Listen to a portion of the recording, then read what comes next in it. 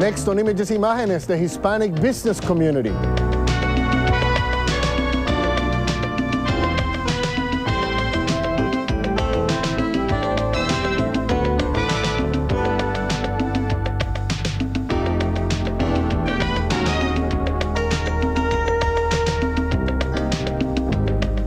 Saludos, I'm Miguel Perez. According to the U.S. Census Bureau, the growth of Latino-owned businesses in New Jersey has been phenomenal. In 1987, there were 12,094 Hispanic-owned businesses. By 1992, just 5 years later, that figure had nearly doubled to 22,198, an increase of about 87%. Today, it is estimated that more than 30,000 Latino businesses have established in the Garden State. On today's program, we'll analyze all the reasons why there is a Latino business boom in New Jersey with Daniel Jara, who is the president and CEO of the statewide Hispanic Chamber of Commerce of New Jersey, and Wilfredo Fernandez, the Chamber's treasurer.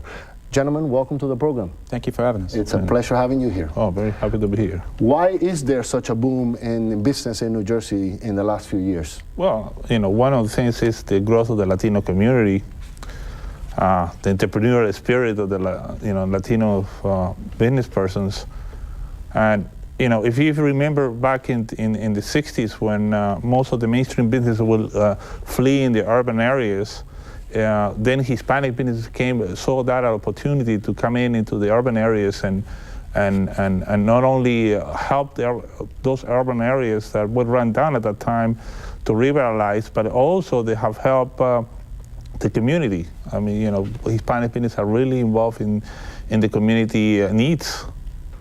Communities that were a few years ago practically abandoned have been revitalized. Right. That's right. I mean, one of the niches that the Hispanic community has come in and filled are those areas that corporate America, mainstream America, is kind of through consolidations and mergers have forgotten. And they have been rewarded, the Hispanic community, with the bottom line profits, which is the main goal in any person in business. But they've also been able to do that by not forgetting the community and also providing services to the people that they grew up with. Mm-hmm. One of the examples that's normally used to describe just what we're talking about is Union City, which is a very urban center, very close to New York City, that had practically been abandoned just maybe 20, 30 years ago, and is now booming, especially Bergen Line Avenue is a booming commercial area. And you see that also in Passaic and in sections of Patterson, where areas like you've mentioned before were totally abandoned, or not totally abandoned, but not run down. Run down, yeah. Right? Yeah, and the growth of the Hispanic community and which has converted itself to be a $7.5 billion market here in New Jersey. About $323 billion nationwide, has also been very attractive at this point. Yeah, but it's not just the growth of the community. It's maybe the coming of age of that community. When you talk in terms of people maybe who have been working at a factory job and saving a few dollars, so that now they've gotten around after a few years to establish their own business. Correct. That's what it is. I mean, I see it in my practice as a CPA, second generation Latinos, working off their parents' hard work. They've taken that goal and now they've gone in and started their own businesses, or moved it one step further. And I think that's where we're seeing now. Mm-hmm. Daniel, the key question for you, of course, as the president of the Chamber of Commerce is, how does an organization like the Chamber help these businesses develop? Well, our main mission is to promote Hispanic businesses and to be the catalyst practically for other people that want to do business with the Latino business community. And as I said before, since we have become a very attractive market, not only in the consumer side, but also in terms of the opportunities that we can afford, also in relation to international trade, specifically to Latin America. Certainly. And we're going to talk about that in a few minutes. But has the Chamber, it was established in 1989. That's correct. Has the Chamber filled the void that was there before, that Latino businesses really needed this organization? And why did they need it? I think we have, because what we've done is brought various different Latino businesses together. And where we were all little islands floating out there, now the the lawyer and the graphic designer are meeting together in one of our card exchanges and conducting business together, which is flourishing that inner business. And also, this, for example, the convention we just had the ability to bring forth companies like IBM and so forth to meet with our businesses, and they can exchange ideas and maybe learn off each other. Mm-hmm. So it's not only Latino businessmen learning from other Latino businesses, but maybe giving each other tips about which non-Latino company to approach about doing business with them as well? Oh yeah, because they need to learn how to market to the Latino marketplace, and I think that we are the organization that can do that for them and help them out reach this vast community. And like Wilfredo just said, as you can see here in a convention, when we have corporate America participating, as well as the small and medium-sized companies trying to reach a goal and trying to reach a profit, which is the bottom line. Mm-hmm. And I think that we are the avenue to bring them to that goal. But it's interesting because I've been to a couple of conventions, I should say. You just celebrated your annual conference just recently. But when I go there, what I see is not only Latinos exchanging business cards and exchanging business, in a sense, like the lawyer saying, hey, in the future, if you need a lawyer, here I am, and vice versa. But also Latinos teaching each other how to approach, how to sell to non-Latino corporations. That's right. And I think that's very important as well. That's why our theme for this year has been partnering for success. So what we're doing is we have people that have been extremely successful teaching others their experiences, so those will be a lot easier for the one following them. Mm-hmm. And what impact does the growth of the Latino businesses have on the community? How are Latino businesses helping to better the community as a whole? Well, as you know, that Latino businesses support about 128,000 jobs directly. I mean, that's what the Census Bureau figures show, but we feel it's a lot more than that.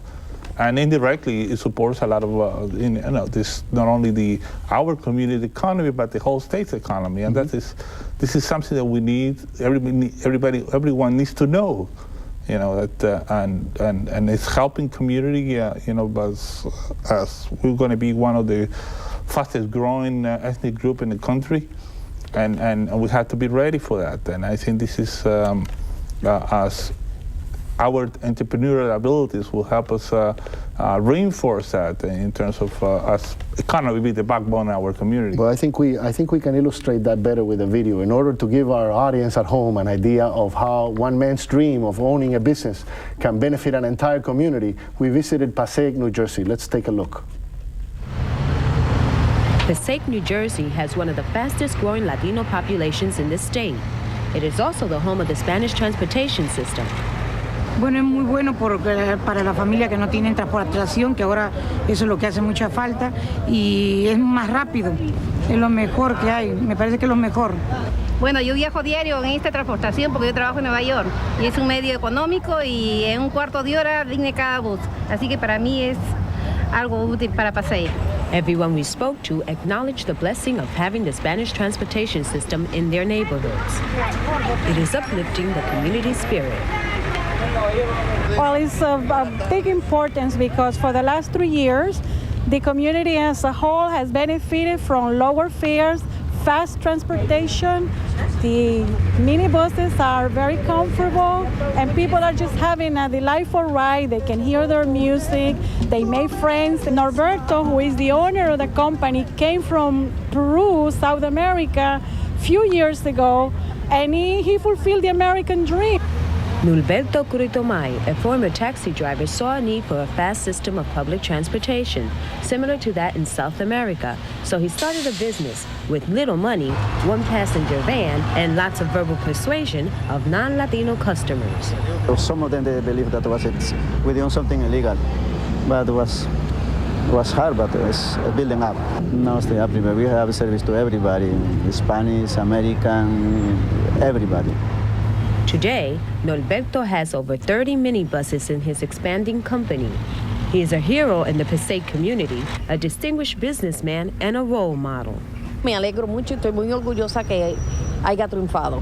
Esta compañía, al momento de estar creciendo, está dando bastante empleo también a la gente con posibilidades como nosotros que tenemos las licencias comerciales. I feel proud. I'm Peruvian like him. I feel proud here this company. I hope other Spanish people start their own business too. You know, it's good. Daniel, tell me about this particular business in Passaic and the kind of example that it's setting. Well, first of all, it's the first van transportation company in Passaic County. And what it's doing is it's not only giving the community a lower means of transportation, lower price means of transportation, but it's also giving a quality transportation. And even though I know that they have a lot of problems with the some of the cities and municipal governments, and of course the New Jersey Transit, because they are not used to see this type of transportation, but it's a very viable. But it also helps in terms of connecting Hispanic communities, Latinos who want to travel from one area where Latinos live to his cousin or his mother or his father who lives in another area, right, who didn't have this kind of access, I think, from New Jersey Transit, and now can do it through this. Right, they're able to go from block to block now and visit families, and also give them an opportunity to seek employment outside of a range of a walking distance from their homes, which is important. So it gives them an opportunity to grow socially and as well, hopefully economically too. But here's a case of Norberto, the man who owns his business, taking on a giant, New Jersey Transit, and winning because he's finally been able to establish his business. And that's what we were kind of bringing up at the beginning of the program, that individuals in the Hispanic community are filling niches that are being ignored by mainstream corporations and being successful in accomplishing that. And Norberto simplifies the ingenuity and solve of the Latino entrepreneur. I think that's some of the big Latino companies in the state and throughout the country, they started that way, and they are not only contributing to the well-being of their employees and their families, but also contributed to the well-being of the general community, because he does not only serves the Latino community per se. This is a service that is available to all the citizens of the state of New Jersey. But what Norberto was able to do here to establish a new business is, first of all, identify a need. Right. That's right. You need to identify a need and then pursue it. And resolve, provide a solution. And once you do that, that's the first step in a successful business. And after that, there's the other capitalization needs and everything else, but that is the principal need. Tell me more about how the Chamber encourages people to form partnerships, to work together, to network Latinos, all of that coming together. What does it do for our community? This year we kind of changed our direction. We started hosting business card exchanges throughout the state. And I've been to a couple, very successful, very well attended. Very successful and very low cost. I mean, basically, and the main reason is to have people meet and maybe exchange ideas and hopefully will end in do a business. And I think it has been, as you say, it has been very successful, and the turnout has been fantastic. We are now in a process to go out there and ask people to be part of this and to become members of the chamber. That's and that's one thing.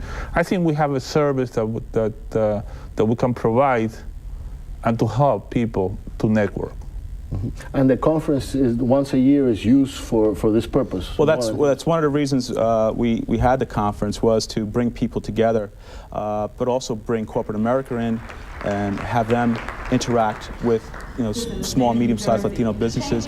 But we also took advantage of the time to have them there and provide educational courses, different areas in business that would help them further their own business and give them the knowledge and the education needed to to be successful. I noticed that one of the things that was taken up in the last conference was the internet, on how to facilitate the internet for Latinos. Right. That's right. And at one of your last business card exchanges, I was there and I found 2 or 3 potential guests for this program who came up to me, people who I didn't know were so far into the internet, who gave me their card and said, "Oh, I'm a consultant, with, an internet consultant," and so forth. And all of a sudden, we had guests for a show that we want to do here on Latinos on the internet. Yeah.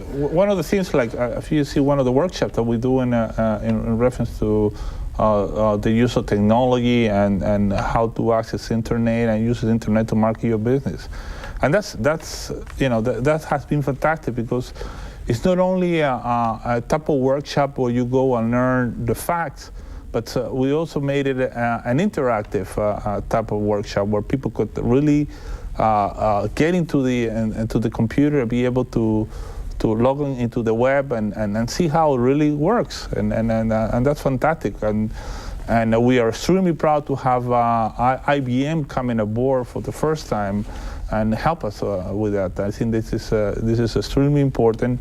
And it's a two-way street. They see us as a market that they can sell their hardware, and we see them as a technology provider that could help us reach our goal. Mm-hmm. Tell me about your business leader of tomorrow project. What is that all about?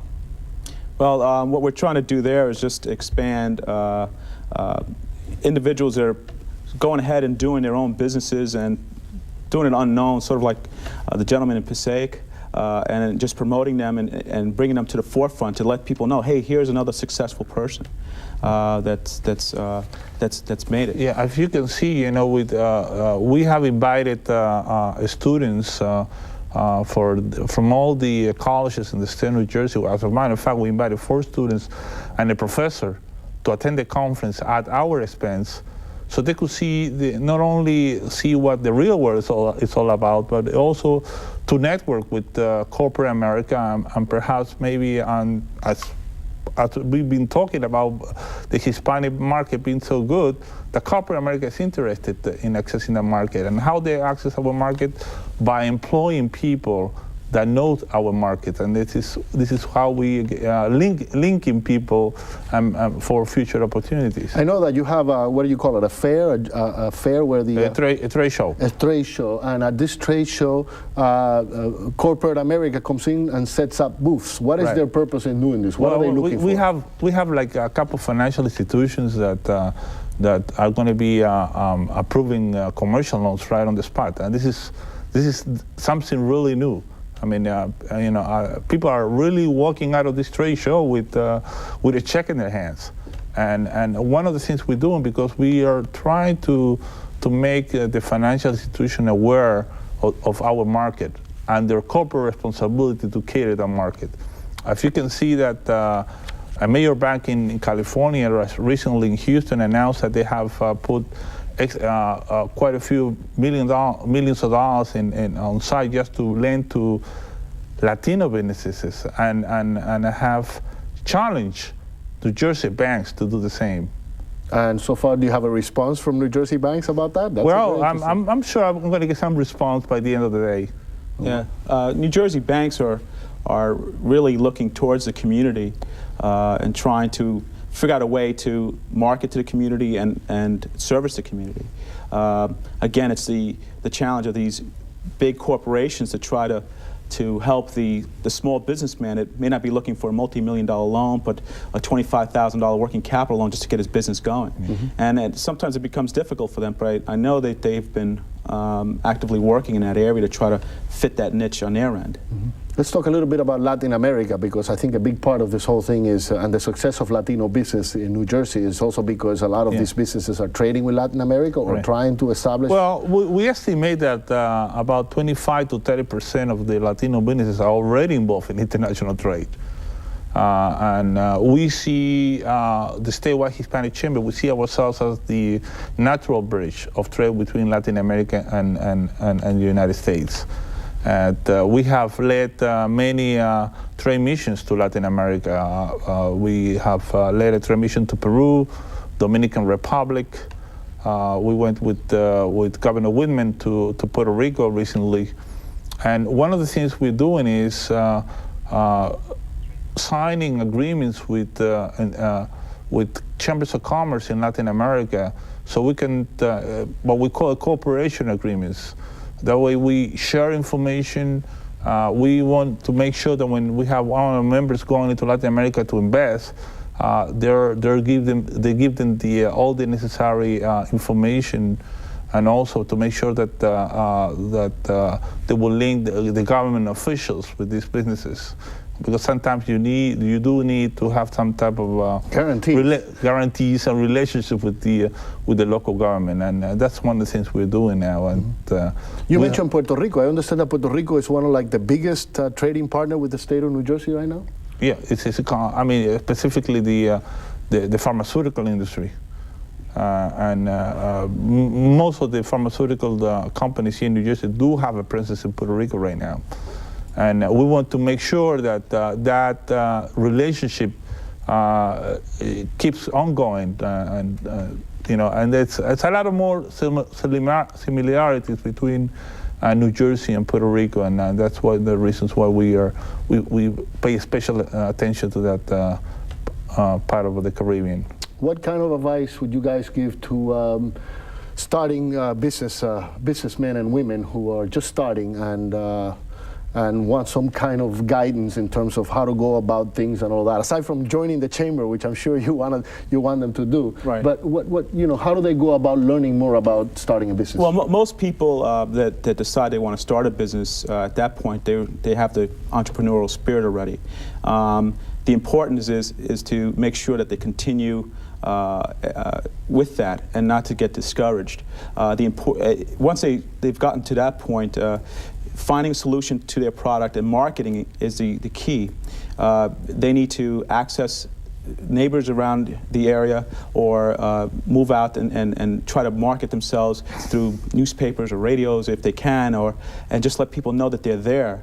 Once they do that, then it's up to them to keep the quality of their products going so they continue with success as time goes on.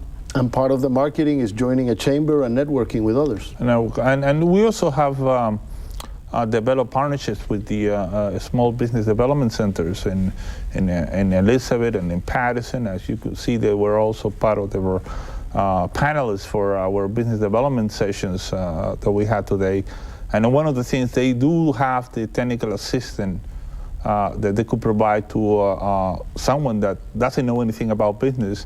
What are the steps that they need to take in order to establish their own companies? Mm-hmm. An important thing they need to do too, I think, is invest the time to seek professional advice as well, besides these programs that are provided to them via the government or different agencies of the government.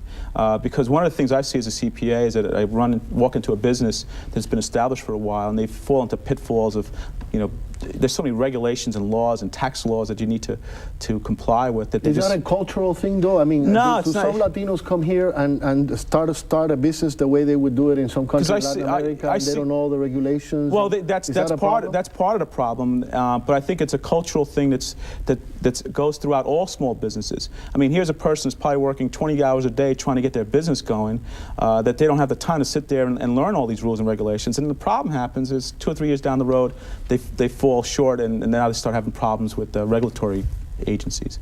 So they just need to take time to do that. We only have a minute or so left, and I'd like to know what you guys think about the future. Where's the Latino business industry going here? The boom, is it going to continue to boom, or what are your hopes and expectations? Well, I think it's going to continue to boom, because the Latino community has even though it may be small pocketed in different areas of the state, or has a global vision, because we've come from all areas of the world. And we know that to succeed, we need to succeed not only here, but also in international trade as well. Mm-hmm. Daniel? Well, I guess, prosperity is the key word here. And Latinos, we want to prosper day by day, and we want to make sure that our families and our friends and the immediate community prosper in that effect. And I think that's one of the forces that keep us going day by day, even though we had to overcome a lot of hurdles. The lack of capital, the they like to access into the public sector in order to sell to the public sector, but even though that's happening, I think that we take the challenge day by day, and I think that's one of our major thing to the reason why our success. Mm-hmm. And joining your local or your statewide Chamber of Commerce for Latino businessmen is important. Why? Well, it's important because now we are providing you with the resources to help you grow, and number two, you'll be able to network with people that might be in the same business. We have to go and we have to close it with that, but I thank you both for being with us. I appreciate your presence. I hope we communicated some ideas on how to start a new business for a lot of people who are watching. I'm Miguel Perez, and I'll see you next week on another edition of Images, Imágenes. Hasta pronto.